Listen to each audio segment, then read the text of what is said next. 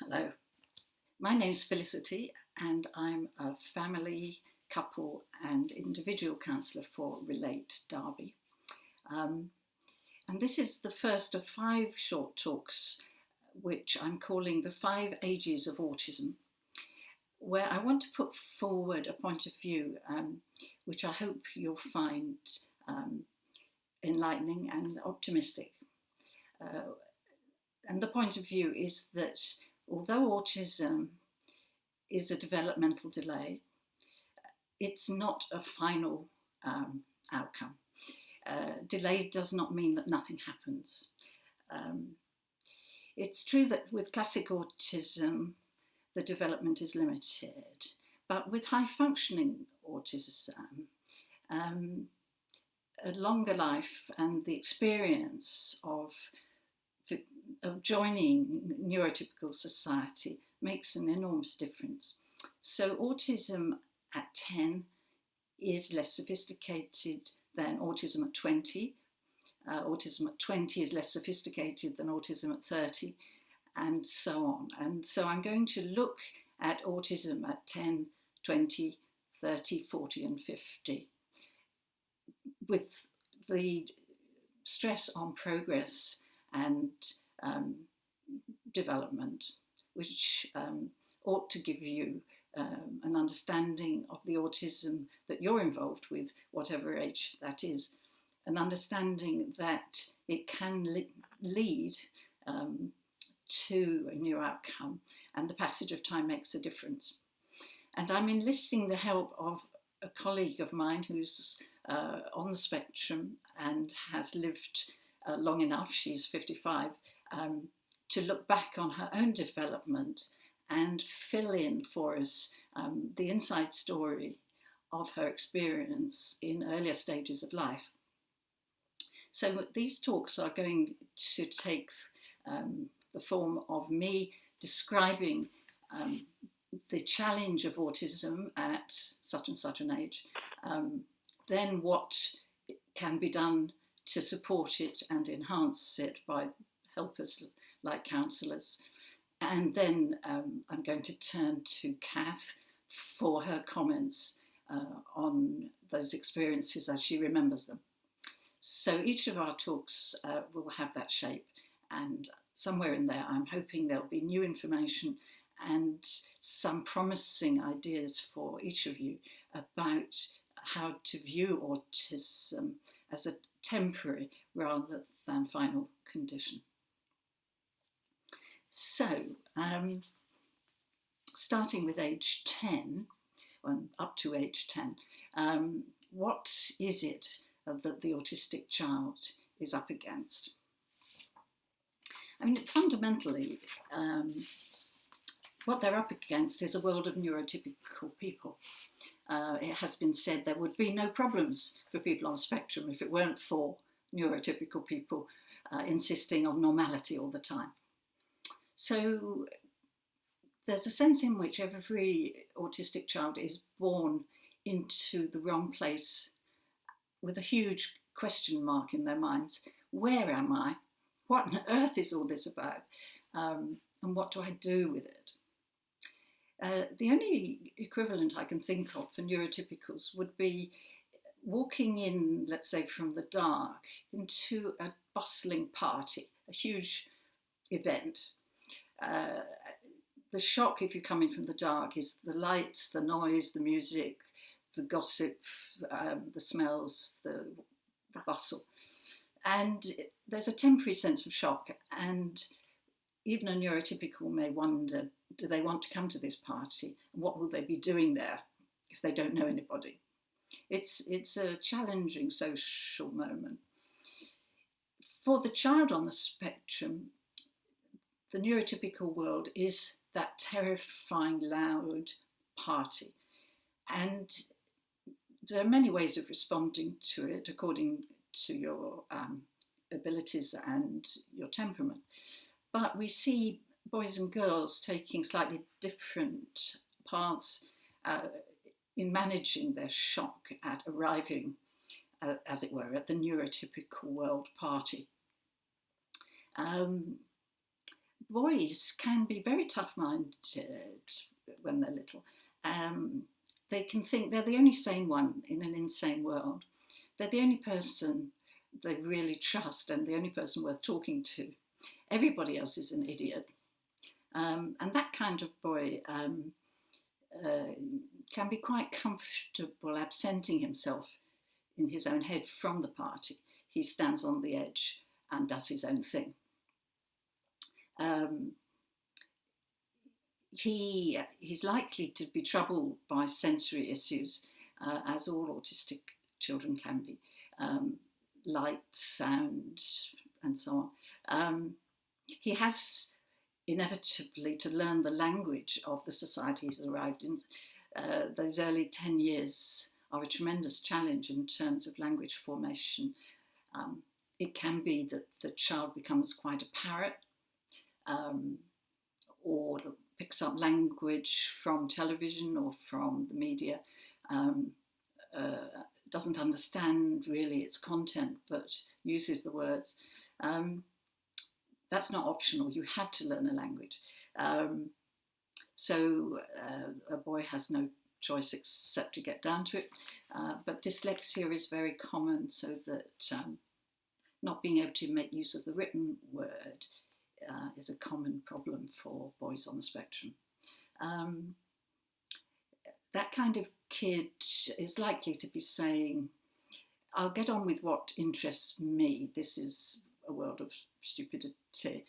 But he gets hold of something that does make sense, like his fossil collection, so to speak, or his collection of rock music, whatever. And he gets very involved in that, and that becomes his hiding place, really, for many of the years of development. Or a boy may feel this tremendous energy in the social world gets inside him, makes him feel weird. That kind of kid can be made hyperactive. He may be diagnosed ADHD. He's very physically restless. He breaks things, he messes things up. He doesn't know quite how to relate to the world of objects. Dyspraxia, clumsiness, is actually frequently diagnosed with autism. And that kind of kid feels like a ball of slightly dangerous energy, which he can't manage, and the world doesn't manage very well either. And the so-called misbehaviour of a kid like that often gets drawn to the attention of a counsellor in these early years. And the choice is between thinking of the child as a bad child or understanding that he's on the spectrum. Girls can take it, this dramatic party challenge, they can take it rather differently. They have more social awareness than boys, even when they're on the spectrum. So they very often seem to say to themselves, I'll have to pretend. They mask, they play along with the games that are being played around them socially. Or they may say to themselves something like, I don't belong here, somebody's got to help. And that kind of girl gets very attached to a teacher, a sympathetic teacher, or maybe a friend who she models herself on and clings to, because whatever the friend does must be right. And so the girl holds on to her role model for dear life.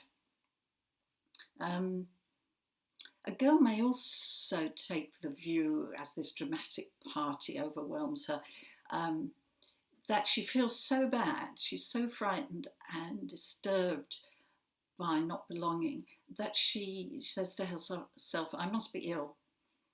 I feel so terrible, this must be illness. And between her and, let's say, her mum, they often generate a story about being super sensitive or having tummy problems or headache problems. And this kind of child may get taken very often to the doctor for explorations, because nobody understands that it's really her anxiety giving her trouble. And these body symptoms are real events, but they're a response to her terror at the predicament she's thrust into of belonging to a neurotypical world that she doesn't get the point of. And the other symptom of autism in girls, which often prevents them from getting diagnosed, is a perfectionism, as if the kid has said to herself, I will get this right. It's all bonkers, it's all terrifying, but if I work hard enough, I will get it right. And that perfectionism can lead to high performance at school, or it can lead to, an intense concentration on spelling things right, or careful handwriting, or keeping school uniform clean, or whatever. It becomes a way of life in which every detail matters, and the child gets immensely distressed by anything that goes wrong. So this kind of child can end up often finding it very difficult to attend school regularly, either because she believes she's ill or because she's so frightened of the challenge of performance. In my experience, boys are less likely to feel like that. They don't want to attend school either because they experience it as a kind of prison where they're asked to do stupid things at wearisome length for absolutely no goal, because boys don't get the hang of learning, accumulating into self-management and understanding the world. All they see is that they're being forced to attend to things that make very little point, have very little interest for them. So they will understand school to be just as a prison system, but they can be quite tough about that. It's a stupid place to be where stupid things happen. They might be able to attend nonetheless because of the football team, or because they do actually get a great kick out of history or batteries in the physics lesson. Something has hooked their attention, and that kind of kid may even do very well at school because he's found a real interest. So there are boys and girls responding in their very early years to the shock of having to belong to a neurotypical world that they don't feel really is for them. And yet, if they were to express that, they know they would receive a disbelieving response, or even a hostile one. They'd be told not to be so stupid, or they're pulling somebody's leg, It's not like that. Surely they understand what the point is of all this social performance. And the truth is, in their heart, they do not understand it. They don't believe in it. They may even feel it's dishonest, and yet it's not optional. So at this first stage of autism, from 0 to 10, there's an immense challenge to tolerate something which is not rewarding, a tremendous obligation to pretend to be like other people without having the heart for it. So that's my understanding of the first stage of autism. And now I'm going to call on my colleague Kath, asking her to throw her mind back to this and give us her insights into that very early period of life from the inside. So over to you, Kath. Hi, Felicity. Thinking back to being age 10 was actually quite difficult for me because I don't remember too much about it. I relate to what you just said about it being a big shock.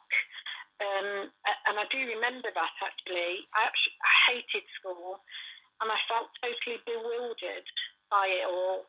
So it was a big shock because I just didn't know what was happening. I was very, very shy at school, and teachers used to ask my parents if there was anything wrong with me because I didn't say boo to a goose.